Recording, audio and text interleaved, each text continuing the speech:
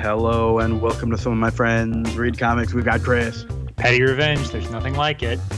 We've got Vince. Oi, I'm gonna die and I'm gonna talk to Satan.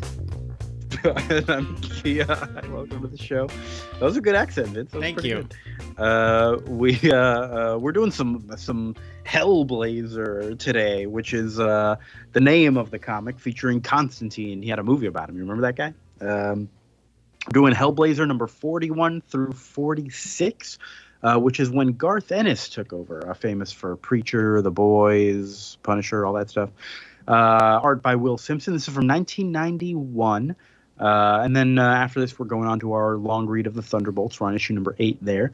But yeah, Constantine. I don't think I really knew anything about Constantine at all, period. I never saw the movie until he started showing up in Swamp Thing. And I was like, okay, this is just kind of like a guy who's real tuned into the mystical world of the DC universe. And I've just never read a Hellblazer comic, though. Yeah. Have y'all read any of these? I had. You know I Kimberly, my wife, really liked the Constantine movie, so we watch it every few years when we first started dating. And I'm like, this is pretty solid. I know that people didn't like that Keanu Reeves was American with an American accent. It had different colored hair than Constantine, but it still had the vibe. Yeah. Seems so small potatoes 20 years later, right? And then I read the Jamie Delano couple. They had some trades. I read maybe the first 20 or 30 issues of that when that came out. He was the previous and he writer. wrote the first 40 issues of the series. Yes, or so, right? his last issue was right before this, so he ended it. Obviously, he didn't create Constantine. Alan Moore did in Swamp Thing. We talked about that, and honestly, it read like the Supernatural TV show. It just seemed like Supernatural TV show just took plots and characters and monsters just straight from Hellblazer. So I'm like, this is fine. This is early Vertigo, which it may not even be called Vertigo at this point. But it's just monsters and Christian demons and demons from other cultures. If you like Sandman, with a little more hard drinking character, it's pretty much that, or at least the parts I like of Sandman. Yeah, yeah. Chris, you ever read any of these? No, I did not have a lot of history with them. I did see the movie, so I guess I have more than Kia. I thought the movie was pretty good. It has a very one of the first things I ever saw Tilda Swinton in, because she plays Angel Gabriel. An angel that is you can't really tell what their gender is, and this is the only time that Tilda Swinton would ever play a character like this. But yeah, I like the movie. I thought the character was interesting enough in Swamp Thing, but I haven't read zero of the comic.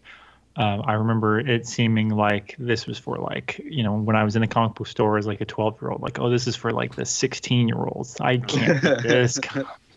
Yeah, this feels very like Gen X for me for some reason. Just like the hard drinking, hard smoking, loves kind of punk music and anti-establishment character. That's what this Constantine is, much more than the Swamp Thing one.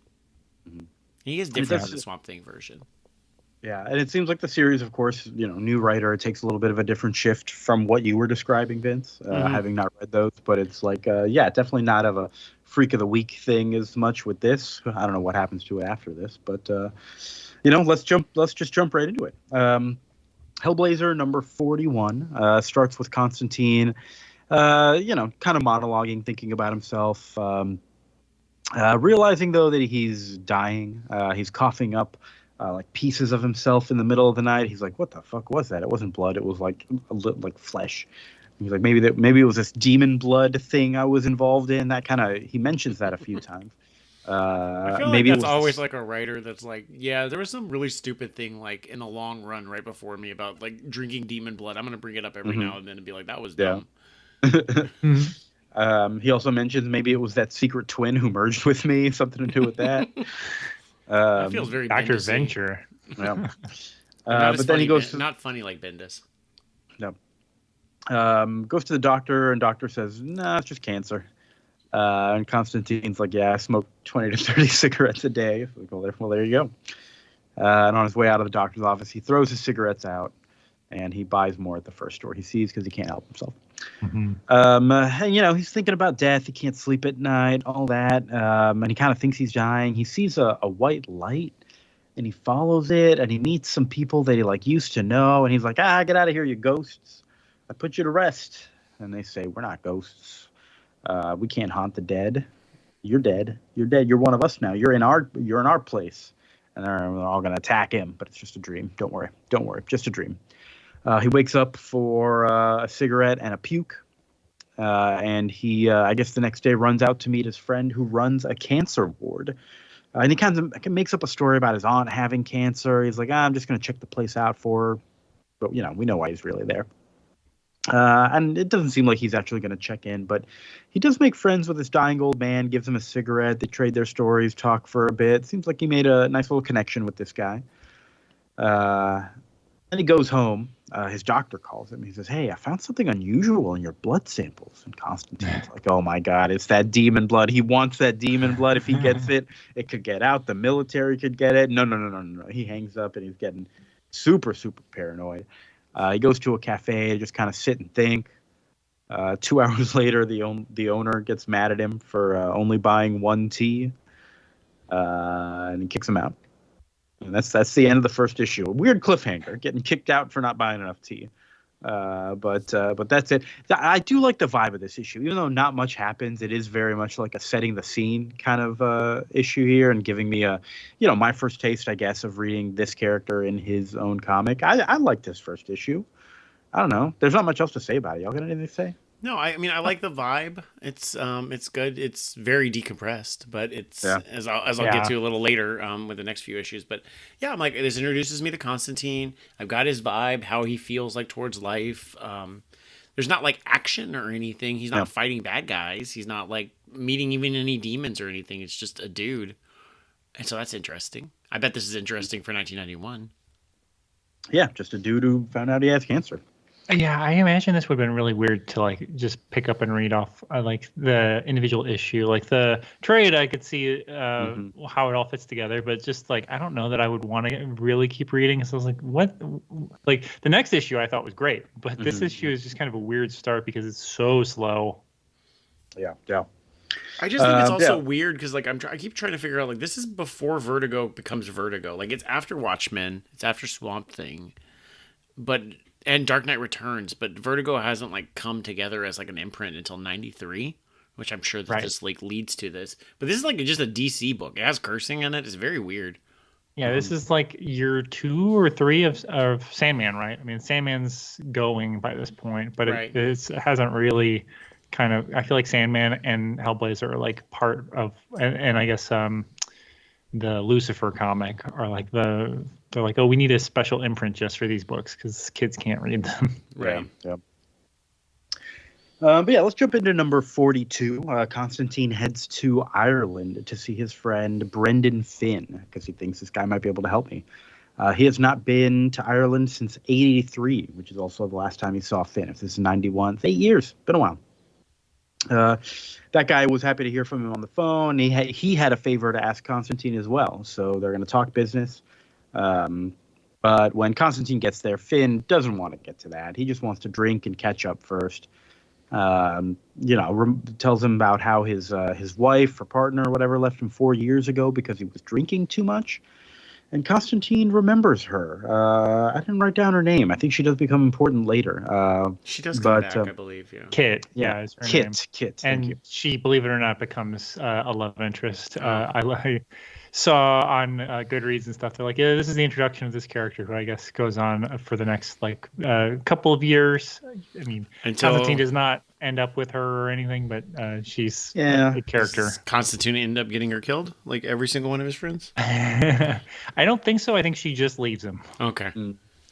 Yeah, we get an inkling of their relationship starting to grow at the end of this whole thing. But for now, it's just like, oh, yeah, my friend's wife, I remember liking her. When I would when I would go meet my friends' partners, they would always hate me for like wrapping their friends up in this stuff. And she was the only one who didn't hate me.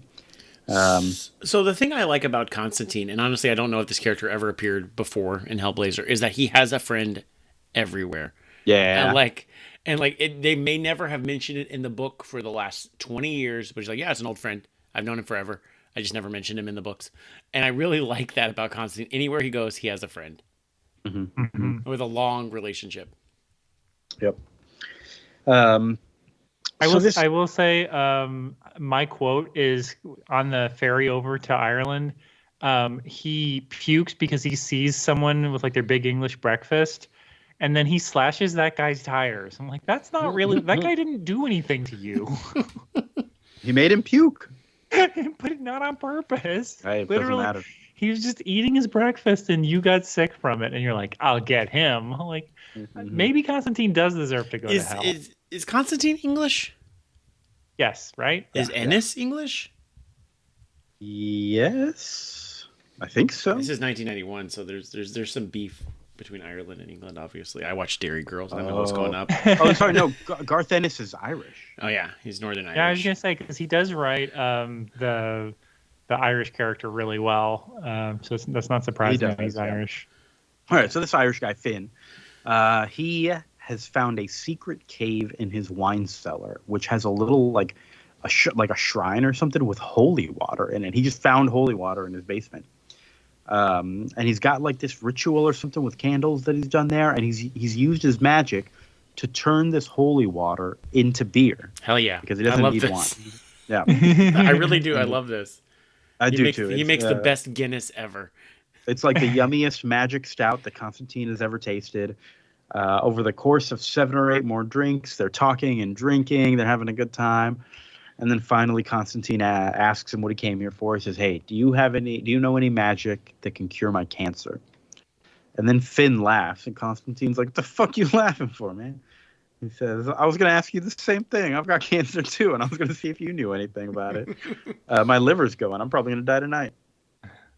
Irony, dramatic irony. I came to you for help. Well, I came for you for help. So Constantine is like, "All right, well, I'm getting out of here." And some guy shows up looking for Finn. Go ahead, Vince. So the beer in the magic holy water beer, it reminds me of like, I remember being in church school, like I was like 8 or 9. And the weirdest Bible story that ever hung with me was like Jesus's like second miracle where he turned the water into wine. And in the Bible, this is like directly from the Bible, Mary, his mother, gets mad at him for rolling out the good wine once everybody was already drunk. She's like, "Dude, like you." What? Yeah, there's like, I can find the Bible quote later. But I think it's like literally in the Bible. She's like, "You're supposed to give the good wine at the beginning, and then when they're drunk, you slide in the bad wine." And like at 8, I clocked this. Like, yeah, we drink the bush beer last. We drink the classy beer first. Okay. So that's always stuck in my mind, and I'm like, man, I bet this beer is really good because the wine in the Bible is like legendary. Like they call it a miracle. Like literally, it's one of Jesus' miracles. He turned water into wine. And it was great wine, apparently. It's a real Jewish mother moment for Mary. So I'm like, I bet this beer is really good. Yeah, I would try it. I do like that he does take a shot at like Guinness, like the state of it as it is, where it's just like they must just do something. That they must shit in the kegs over there. Explain why regular Guinness is so much worse than this magic Guinness they have. So yeah, he's heading out of there, and this guy just kind of like shows up and is walking in, and he's looking for Finn, and he's below the wine cellar. He's like, "Oh, I'm here for his soul." And Constantine's like, "Oh, okay, this guy's the devil, cool." And Constantine like wants to watch, and this guy's like, "Okay, sure, you can hang out." And Constantine's like, "Yeah, I just want to make sure this is all on the up and up, Well, and also say it's like, this is fucking Constantine sucks, and there's nothing he can do about it, and he's already drunk. Right. Like, this is gonna be great. Yeah, he's too drunk to stop Satan at all. It's gonna be fine. And he's drawn like Dracula for some reason. Yeah. And this guy knows Constantine. Constantine's got a reputation, and says, it tells him, "Your dad's in hell for hating his own son." Mean thing to say, This devil. His name is Hellblazer, right? So that's true. The devils don't like this. Mm-hmm. My grandma drove a Chevy stolen Blazer. Valor. So this guy says, the devil says that Finn bargained with the devil, magic beer power in exchange for his soul. And the devil's a little cocky. He's like, "Oh, so many mortals dream of outsmarting me, but they don't because they're all mortal. And to be mortal is to be stupid, proud, conceited, and ultimately pathetic." And Constantine, Constantine's already decided he hates this guy.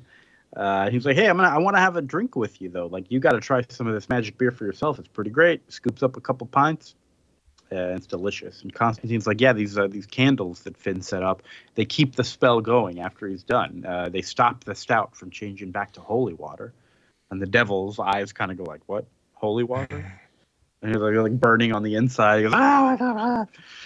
And Constantine has essentially just defeated the devil, who retreats back to hell. Saved Finn's life. I mean, saved his soul. He's dead. Saved his soul. Okay, fair enough. He saved his soul. His afterlife. He saved his afterlife. Saved his afterlife. And now he's also emboldened to find a way not to die because of how smug the devil was. So, cool. I feel like this sets up more of a premise for what's actually happening with the rest of the trade. Yeah. So, issue 43. It's a great issue. It's a good issue. It is. Mm-hmm. Straight into issue 43, he meets up with Ellie, who I guess is like an angel or a demon, maybe? Is that the case? Yeah, she's a demon. She's a demon. She can read minds because he's thinking about how late she is or something, and she says some snide remark. He brought the coffee. She brought the sandwiches. Great. I feel like that's such a cute little detail about this, that they brought coffee and sandwiches to this meetup. I don't know why that tickled me so much. But she says, hey, the devil, he's pissed. He can't wait for you to die. He wants to get his hands on you. Constantine's like, well, can you talk to him for me? And she's like, no, that'd be stupid of me to do it. Yeah, he's really mad about the whole kicking him into a fountain of holy water. Yeah, whatever. She suggests maybe he should repent so that he doesn't go to hell, and he's like, no, that's not really going to work. You're too far down the rabbit hole on that one. I mean, he slashed that guy's tires last issue. Yeah, well, and his dad hates him. No, that's why his dad's in hell. Okay. Yep. I was gonna say, do you go to hell just because your dad hates you? Doesn't seem fair. I don't think so. Yeah. I mean, maybe if your dad hated you for reasons that are related to, I'm going to hell for. Yeah. Maybe that's like in the trial, like when you're like, and your dad can get off, be like, like, come on, look at him, and then you're like, yeah, that's right, you can go to heaven, but the kid's going to hell because, like, come on. Yeah, that's when Anubis weighs your feather against your soul, and he's just like, let's hear from your dad. I think she also mentioned Swamp Thing, not by name, but she's like, what about the elemental? Yeah, he's like, can he like cure the cancer inside you somehow? And he says, he's busy and we're not really on the best of terms right now. And she suggests the Snob. And he's like, no, not the Snob. I don't want to go talk to the Snob. He's got to go talk to the Snob. But first he goes to talk to his friend in the cancer ward. He meets up with him for a little bit. Then he goes to this super expensive looking fancy club where the Snob's always at. He sees some guy named Charlie who couldn't get a word in with the Snob. He gets him out of there. But the Snob seems to be an angel of some sort. Is this the character that Tilda Swinton played? No. It's some kind of angel. I don't know. Does he? Okay, so I was reading like a synopsis afterwards. Like, it says that in the synopsis that he met Gabriel. Is this when he meets Gabriel? I don't know if they named this guy, but I think it is that guy. Yeah. Okay. I think he does say his name later, but is that the character from the Sandman? I don't remember. My memories of the Lucifer arc in Sandman are super fuzzy. It's like my least favorite Sandman storyline. So, like, Lucifer quits hell and all the other angels and blah blah blah. It's like it's just, and you were saying how it's very Gen X, like caring this much about like what Christian demons and like who's running hell and whatever. I'm just like, I don't care about these people. Like, yeah. But my church school education did not give me much. My Catholic church school did not give me much on like the hierarchy of the demons and like who's running hell. Like, I learned lessons like about serving good wine first. Like, that's what I learned in church. That's the important part. Like the Catholics, we know how to party, right? Everyone focuses on the wrong stuff, But yeah, the Gabriel refuses to help Constantine. He says, you're dying of cancer because of the smoking, and you're going to hell because of all the evil you did. Yeah, so, all the sins and such, Yeah. So Constantine leaves. He goes to have a drink. He realizes he's always relied on himself to solve his own problems. Why does he keep looking to other people? He realizes the devil is the only real problem he has right now. He's like, wait a minute, this is so crazy, it might actually work. That's the cliffhanger there. He's got an idea. What's your plan, Constantine? Yeah. We haven't really talked about the art. I will say, there's times when I really like it, and there's times where I'm like, what's going on? Like, it's. I don't know if it's the inking or if it's Walt Simpson, right? Will Simpson. Whether it's his pencils or the inking, but sometimes I'm just like, I don't understand like what I'm looking at. So I clocked this as well for sure. I agree, where sometimes it is really, really nice. In this upcoming issue, I wrote down, like, this one had 4 different inkers, and it shows, because stuff is just super inconsistent across the whole issue. Yeah. So I do think it's like, because I think it was Will Simpson the whole time for everything, right? I think so. Yeah. But yeah, it's just like sometimes, like I really liked the second issue. I felt like was consistent and looked good. It still had some weird faces. But yeah, by like the 4th issue, I was like, "What's going on here?" Like, there's faces that are just wild. Mm-hmm. The eyes in particular, I'm just like, "What is going on with these eyes?" But what are we doing here? Number 46. So Constantine's thinking about how he almost destroyed the world by causing a hell war. Oh no, I went too far. Hold on. We're on issue 44. We're on issue 44. 46 had 4 different inkers, and it showed. This one just had a different inker. Yeah, that's a wrong note, and I kept going. Hell War, don't worry about a Hell War. It's not going on. And as we're looking at the cover page right now, I noticed that John Constantine and Hellblazer both have trademarks. So that by this point, John Constantine was TM'd by issue 44. Okay. So great. Good job, Constantine. You got that TM. They know that, like, this is probably the real title, not Hellblazer. That's kind of dumb.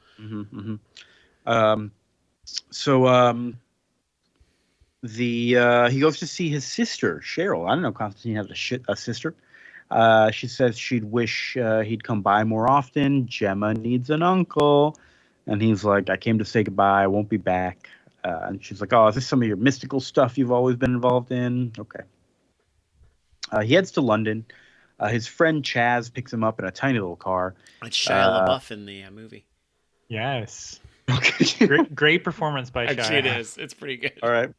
Shia LaBeouf said he sold his real cab after some dodgy advice from Constantine, and he lost all his money. And Constantine's like, "Oh, yeah, sorry." Shia LaBeouf borrowed money from Mike Adams, and Constantine's like, "What? That guy kills people for missing payments." And Shia LaBeouf yells at him, says it's all Constantine's fault anyways. So Constantine's like, "You know what? I'll just walk from here," and he gets out. But he leaves him an envelope with some cash and a nice letter, and this guy reads it, and he's like, "Oh," and it's so sweet. So he did remember what he did bad. Constantine's a good guy. Just can't say it to your face. Yeah, he gets sick on his way home. Feels like tonight's going to be the night the cancer gets him. He goes to see Matt in the cancer ward. That's his friend. Matt is laughing at his eventual death, hoping the nurses slip on his blood or something. He's mad at one of his nurses because he was constipated and needed a laxative, and that nurse made them stick a tube up his butt, and that's where they found the bowel cancer. So it's kind of a joke. He laughs because she's the one who made them realize he had the cancer. Yeah, he's mad at the nurse for discovering that he has not just lung cancer but also bowel cancer. Yes. The camera up the butt, was that not a common thing, I guess, for male health in 1991 or in England? I don't think it's comfortable regardless. Yeah, of I said common. I said common. I guess now that's I think maybe for that guy's generation, when he was 25 or whatever, he may not have heard of it. I don't think it was a new procedure or anything. I think this is just an older guy. Yeah, because I know when my parents came up on the number, my dad called it the event, in the lead up to it. Which we're probably close, honestly, to that. I should probably look into that. Yeah. Oh no, Vince, I'm just curious about your claim that being aware of things going up the butt somehow makes it you're comfortable. He was surprised by this nurse being because she only did it as a reactive procedure. If you're clogged up, it's I just need a laxative. And she's like, let's stick a camera up there. Let's see what's going on, as opposed to just preventative male health care. Right, which again, she was correct, and it's he had more serious problems. She's a fucking great nurse. Yeah, great nurse. Hope you slip and die on my blood. All right, so That's what he says. yeah, so Constantine came to say goodbye to him, and Matt stands up and shakes his hand, appreciates him. Nice little relationship. Constantine goes to some old building where he used to live, and he's like, "Oh, thank goodness there's no squatters here." And he starts a little summoning ritual, and he's communicating with somebody who calls him the second of the three. We don't exactly hear Constantine's offer, but we hear the voice say yes. And then Constantine waits a while. He doesn't want them bumping into each other, he says, and then he summons the third one, the third of the three. And I was a little curious here. I was like, did I miss the first one? And then I realized, like, okay, there's three devils. The first one is the one he's already been dealing with the whole far. Yeah, the Dracula guy. Yeah, the Dracula guy. And now he's made deals with the other two devils. There's three devils total, not more, right? They're like the three main devils. Yeah. Right. Yeah. Which it's weird. I mean, I don't, again, like the book seems to think I care more about like hell politics than I actually do. But I was like, wait, I thought Lucifer in the DC universe was the guy in charge, because like they reference that in Sandman, where they're like, I heard that there was a big, change in leadership over there, blah, blah, blah. So I was like, wait, so. Well, I feel like maybe devil number one is Lucifer, because they don't really necessarily name him, do they? No, because Lucifer's in, the Sandman, and he quits hell. He goes to Earth and then has his own adventures that are like coming out at this time. So it's not him. So while he's gone, they got three other demons in his stead. Well, I think the other two are just rando demons, not random, but they're not the boss demons, but they have claim to his soul. All right. Yeah. Have we gotten that part yet? But yeah. Well, we're about to. Okay, cool. So Constantine, let's get to it. So Constantine slits his wrist with a razor afterwards, and then Devil number one shows up, and he's like, we're just watching him die, and he's like, ha, yeah, I'm gonna get your soul. And straight into number 45 here, the Devil's like, you must be in pain. Constantine says, not as bad as a gut full of holy water. So then the other demons show up, and this is when we learn exactly what happened. He sold his soul to the other two devils. How does this work? Like, I mean, like, is there like when you sell your soul to a demon? Like, Chris is not interested in the politicking of this, but I'm like, is there like a bookie or like a database that says this has already been sold to somebody, right. or is this like? I mean, I feel like maybe no one in the history of anything has even been aware of multiple demons, let alone tried to sell their soul to multiple demons. So maybe this is when they realize we need a system, Yeah, because it's maybe okay, go ahead.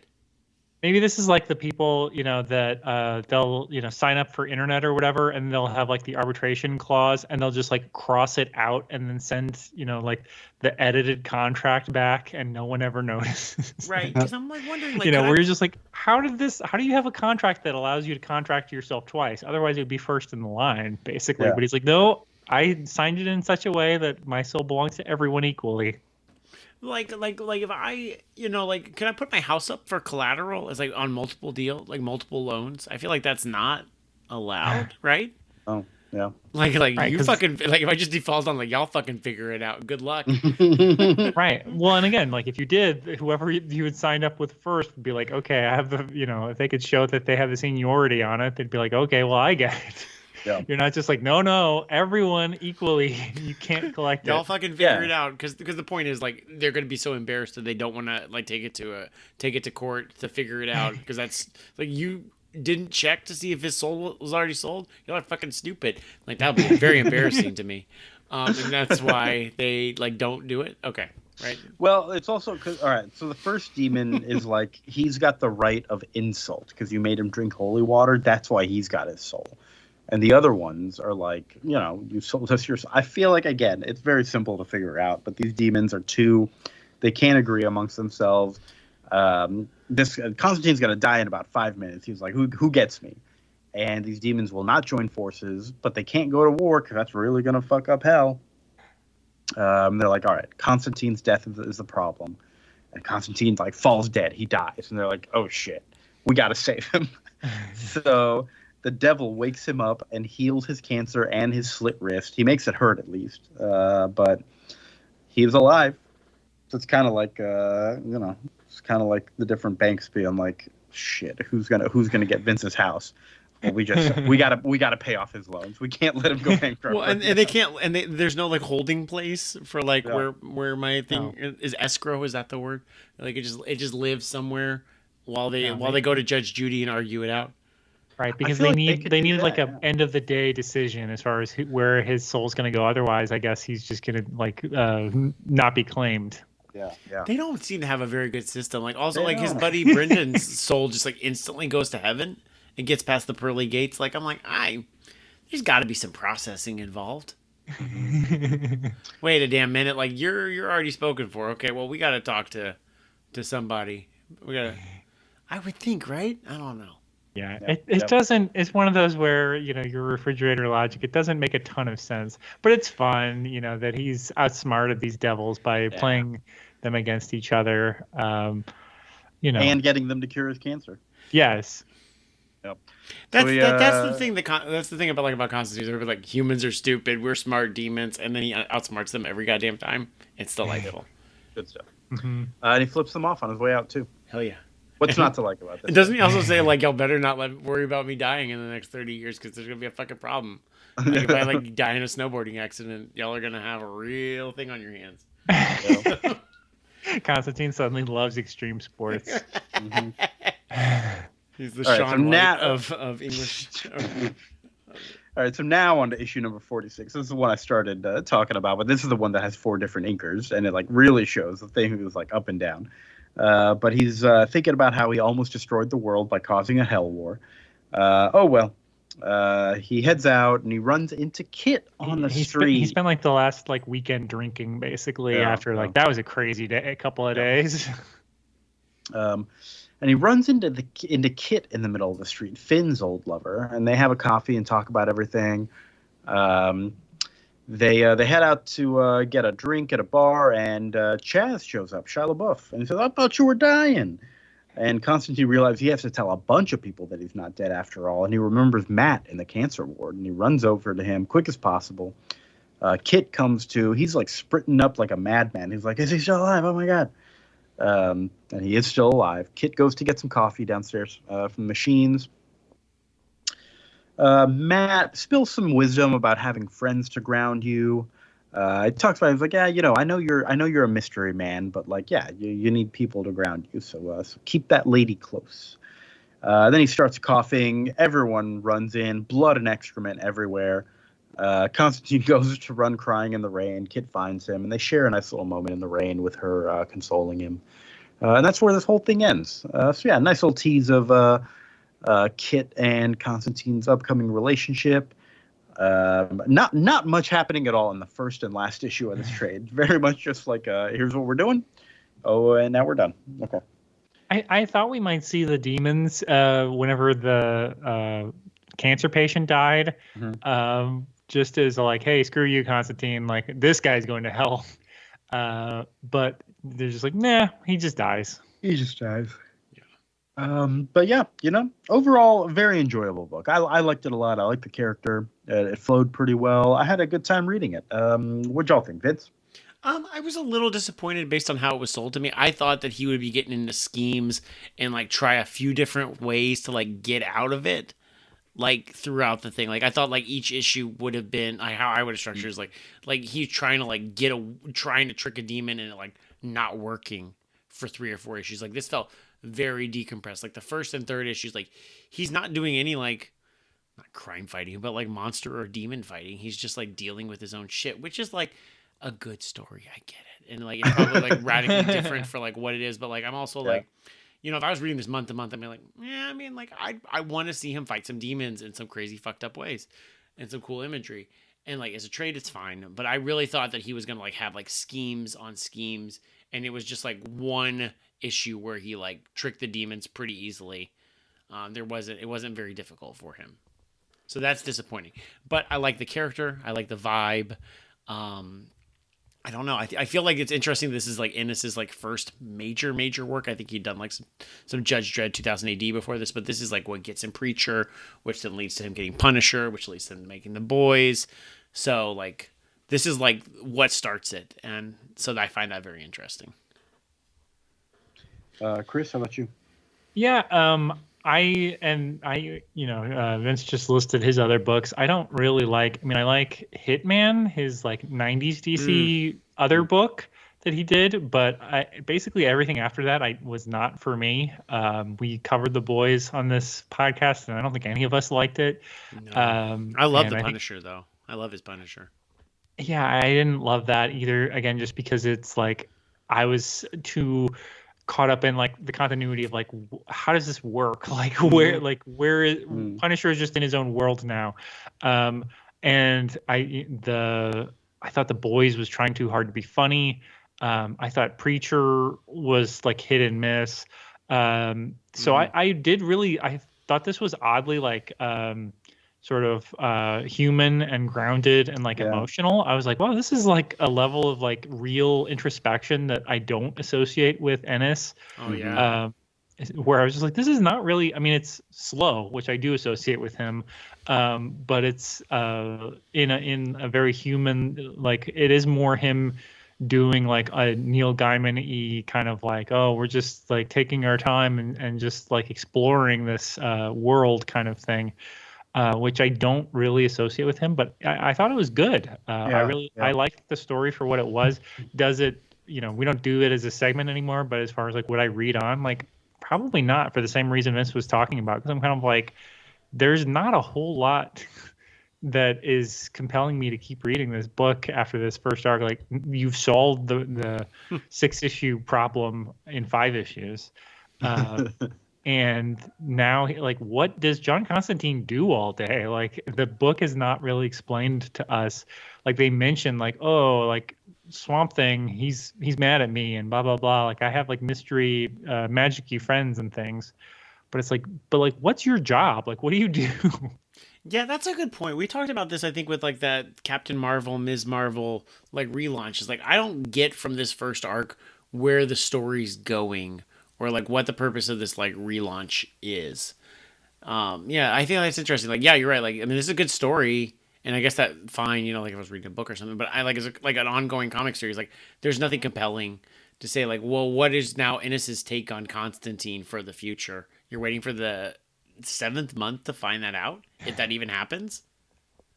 Right, and like, there's so many questions that because I don't know anything about Constantine, but I'm like, does he have magic powers? They said he has demon blood. I'm not saying that I need like power levels or like monthly battles against someone, but like I have no idea like what he can do and like who, is he more? And I've just played a bunch of Baldur's Gate in the past 12 months, so it's like with all the demons and stuff, it's like, is he more like a warlock, or is like, does he not have magic? Is he more like a just talker? Like, what is his deal? The book doesn't answer any of these questions. He's just like a guy who's aware of it all, and he knows how to summon demons and stuff. But can he do other things? I don't know.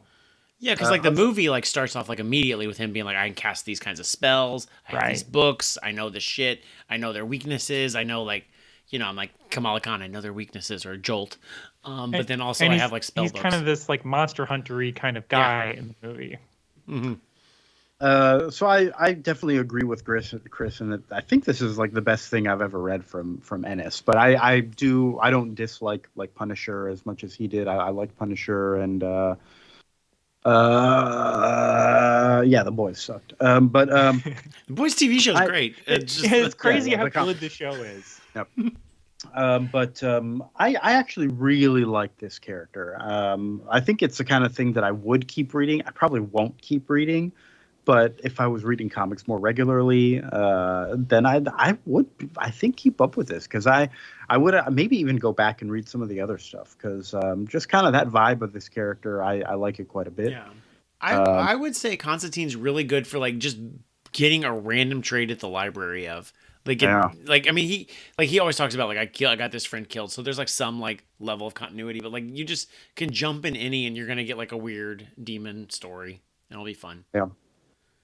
So I liked it. But I got nothing else to say about it. Y'all done? Anything else to say before we get on to Thunderbolts? Let's do it. We talked about the art. I liked in general the art, and some of it was really good and standoutish. And then I think the inking was just not doing any favors to the artist for some of the rest. We're on the Thunderbolts now. I said issue number 8. Is that what I said? Is that correct? I think so. It's Okay, the end of the never-ending Elements of Doom fight. Yeah, these Elements of Doom have been hanging out for a while, but we are getting done with them here. Right. Because it's got the Songbird on the cover. Yeah, that's the right issue. Thank you. There we go. Yeah, and you know what? It's got Songbird on the cover, but we also start with Spider-Man. I feel like if you've got Spider-Man in your book, why are you not putting him on your cover? I feel like that's like a meme, you know? He's the very first page there. The idea is the Elements of Doom have set up shop in Central Park, and the Thunderbolts are trapped inside. All these other heroes are kind of joining the fight outside, battling the elements. There's Spider-Man, there's Heroes for Hire, New Warriors, Daredevil. All the heroes that didn't die in the big onslaught thing. Yeah, so I think this is pretty good for me to be like, okay, so this is who is around. All right. Yeah. Like, it's like Nova's, I guess, a big deal at this time. Yeah, it's street level people, and the New Warriors, which Nova has been to space, but it's still in the New Warriors. Is that Gambit I see? Gambit? No, or is that a New Warrior that just happens to have like Gambit's like head thing with like his? Like... Yes. Is it? That is. I don't know what you're looking at. Was it Speedball, maybe? No, he calls to Speedball. It's on page 3 of 21 for Marvel Unlimited. It's on the right side of the 2-page spread. Yeah, it might even be like Justice or something. He kind of looks like one of these is random. It Justice again? It might be Justice. Oh yeah. We know how much you love Justice, man. He's a friend of our best friend, Justice. Introduced in the podcast wearing a cast and being useless 8 years ago. Yeah. I think our second episode, like Avengers Under Siege, or is it Ultron? No, it was the Ultron, Yeah. So meanwhile, Baron Zemo, aka Citizen V, is still talking to Dallas Riordan about getting all those Avengers files he wants. She patches him into what's this guy's name, Colonel Bridge, who's running S.H.I.E.L.D. right now, and he's uncomfortable with it. But the government wants an Avengers replacement yesterday, so he starts transferring the files over to Baron Zemo. Y'all done fucked up now. Yep, but he's like, hey, we've been trying to decrypt these files for weeks, and we haven't gotten anywhere. Good luck. And Zemo's not worried. He also, he's monologuing, thinking to himself, he doesn't actually know if his team is still alive in there. He's just been saying, like, I need these files to keep my team safe. Get them out of there. And he doesn't really care. But the team is still mostly trapped. Meteorite is gassed. Mach 1 is knocked out.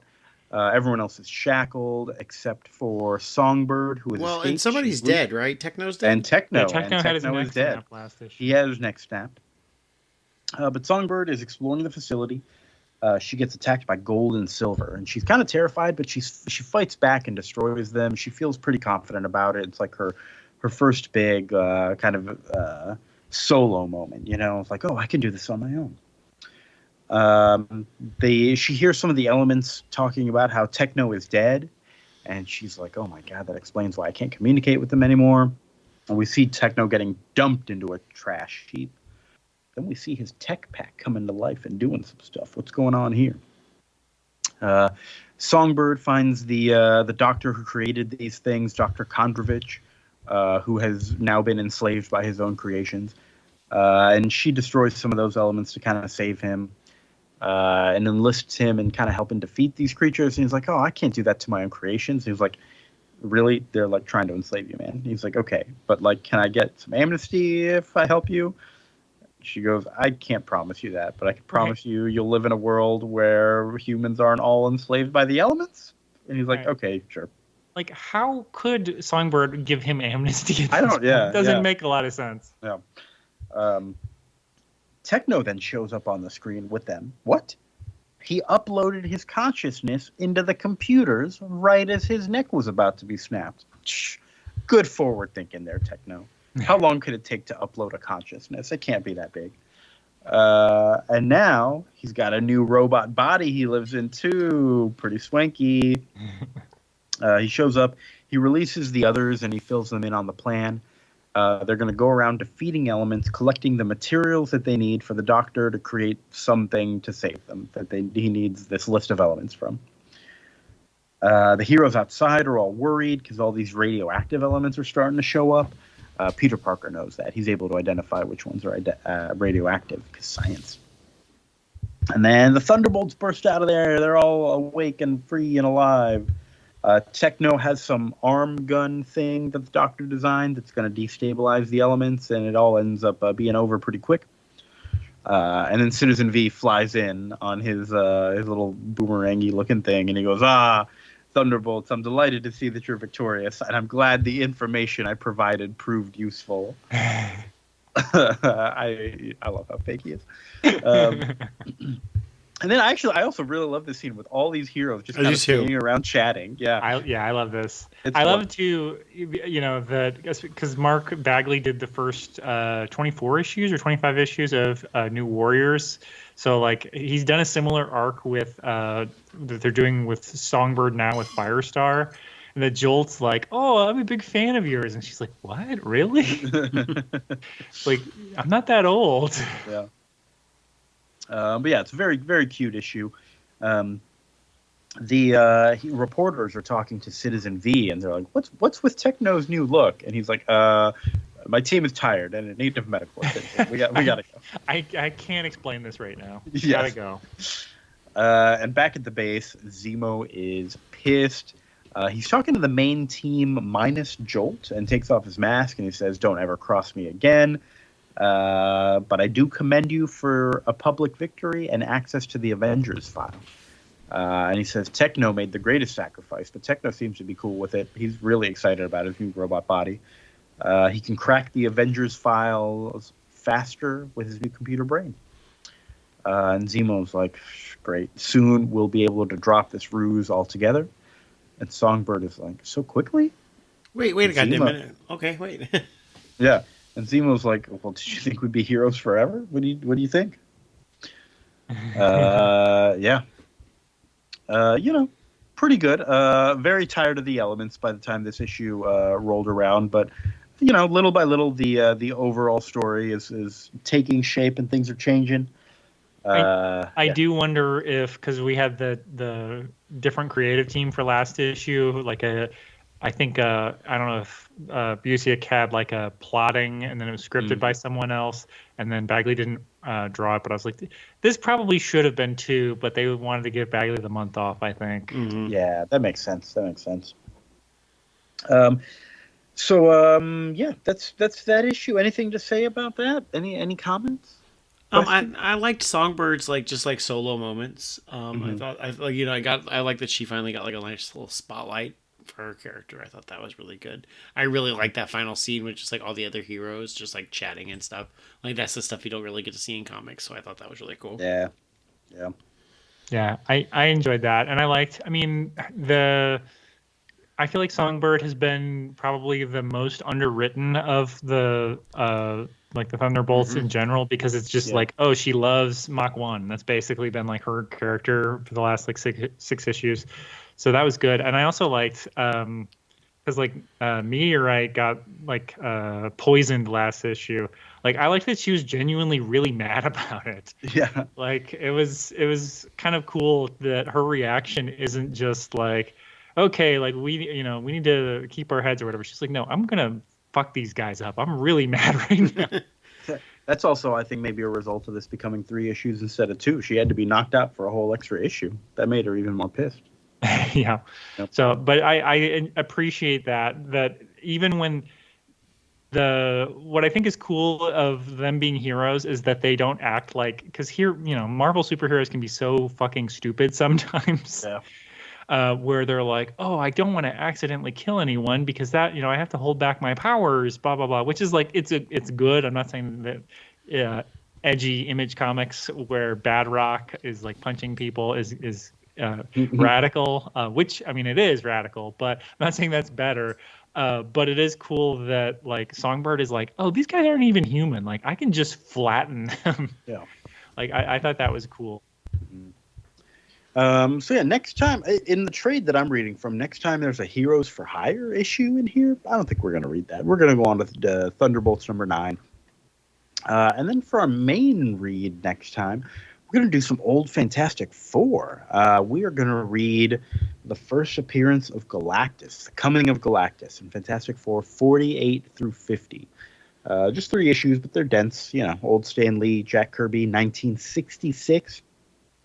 We got some Silver Surfer going to be in here. Yeah, this was like a major issue of Marvel's. I'm surprised I've never read it. Yeah, it's good stuff. So we're going to get to that. Thunderbolts number 9. What else we got going on? That's it for next time. Is this the plug section? How do we do this? Plug? Yep. Plug. What's been going on with you, Chris, and your other podcast? What's been going on, Chris, with your other podcast, Your Stupid Minds? Well, it's Halloween, so we'll probably have one more, even though I think it won't come out until November 1st. We may do one more spooky episode that should come out a little bit after this episode. But in the meantime, you can check out the Halloween episodes we already put out. The Pope's Exorcist is our most recent one, which Vince, I already know your opinion of it, that you like it. Your episode was good too. I feel like y'all came down like, this is fine. This is a fine movie. Yeah, we're allowed to like the movies we cover on the podcast, and we kind of liked it. The worst parts of it are the Exorcist parts, but the Russell Crowe being an Italian guy was actually really fun. So yeah, it was fun. And then we previously because we always want to do 2 Halloween things, we covered the Tower of Terror ABC original movie with Steve Guttenberg and Kristen Dunst. The very first Disney ride movie that gave us the Haunted Mansion and Pirates of the Caribbean and such. Just imagine the world where this is a billion-dollar franchise. The Tower of Terror, involving spooky ghosts from the 1930s. Could have been a billion.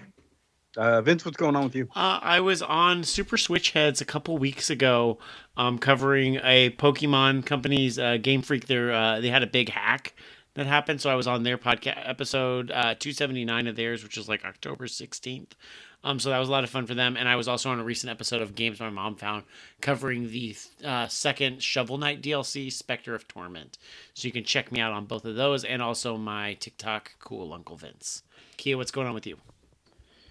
I'm giving a shout out to the New York Liberty. They won their first WNBA championship. Stewie, wow. Brianna Stewart. She was great on the Olympic team, and then she won the championship. Good for her. And they owe it all to that elephant, right? Yeah, that elephant's got some. She's got some moves I've seen on her TikTok too. Probably follow her TikTok before mine. But yeah, that elephant.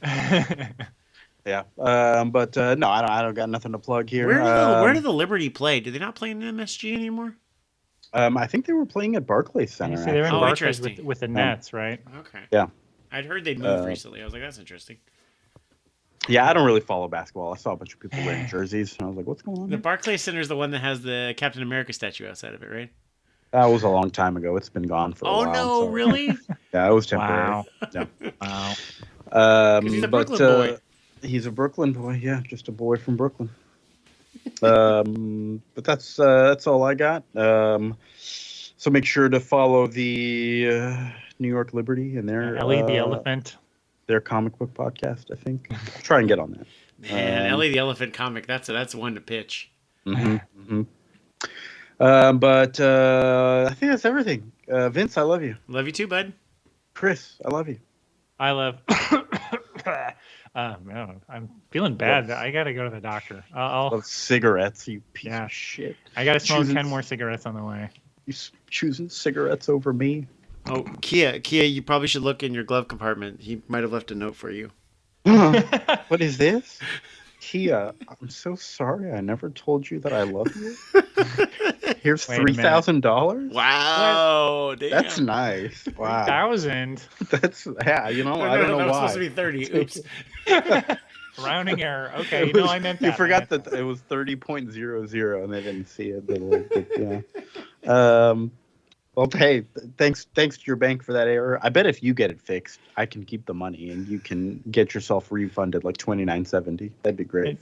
It's like how those I think the UK, their commas are decimals. Oh yeah, what's going on? I hate that. Could you? What if you wrote checks to 3 different people, and they all try to cash them at the same time? And and it doesn't work like that. The smartest person ever. Like so tricky. Okay, listener, we love you too. Thank you so much for listening. We'll see y'all later. Bye.